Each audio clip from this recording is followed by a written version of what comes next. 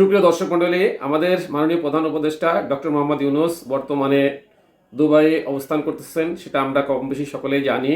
দুবাইয়ে অবস্থান করাকালীন তিনি CNN নিউজের এক সাক্ষাৎকার দেন। তিনি সাক্ষাৎকারে চলতি বছর ডিসেম্বরে নির্বাচন হবে এ বলে একটা মতামত পোষণ করেন। এটা নিয়ে RTV নিউজ একটা প্রতিবেদন করছে। চলুন আমরা চলে যাই RTV নিউজের সেই প্রতিবেদনে।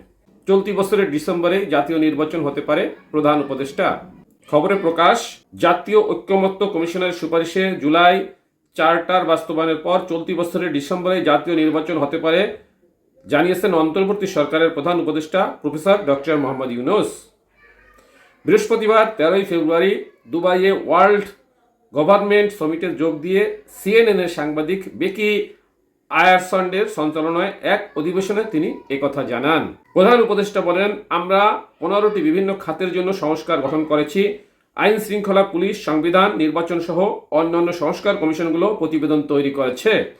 তারা বিভিন্ন ধরনের সুপারিশ করছে।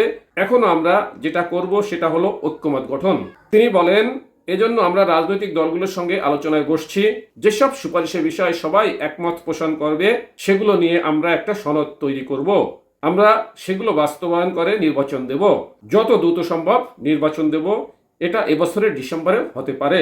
ডক্টর ইউনূস বলেন, বাংলাদেশের সবকিছু ধ্বংস হয়ে গিয়েছিল, আমরা একটু একটু করে সব গুছিয়ে নিচ্ছি। এই হলো আমাদের অবস্থা। অর্থনীতি, সমাজ, প্রশাসন সবকিছু ভেঙে পড়েছিল। আমাদের কাজ এই সবকিছু পুনর্গঠন। যেমন ব্যাংকিং ব্যবস্থা পুরোপুরি ধসে গিয়েছিল, ব্যাংকগুলো থেকে $16 বিলিয়ন পাচার হয়ে গেছে। আমাদের রিজার্ভ তলানিতে চলে গেছে। প্রথমত অর্থনীতি, দ্বিতীয়ত আইন শৃঙ্খলা, এরপর প্রতিষ্ঠানগুলো ঠিক করতে হবে। নির্বাচন শেষে আরো কিছু সময় নেতৃত্ব থাকার ইচ্ছা সম্পর্কে জানতে চাইলে ডক্টর ইউনূস বলেন, আমি এটা আগেও স্পষ্ট করে বলেছি, নির্বাচিত সরকারের কাছে ক্ষমতা হস্তান্তরের পর আমি যে কাজে ছিলাম সেখানে ফিরে যাব, কারণ আমি সে কাজেই স্বাচ্ছন্দ্য পাই। এই ছিল CNN সাক্ষাৎকারে দেয়া তার কথোপকথন। উনি আগামীকাল শুক্রবার দেশে ফেরার কথা রয়েছে। সাথে থাকার জন্য ধন্যবাদ। আসসালামু আলাইকুম।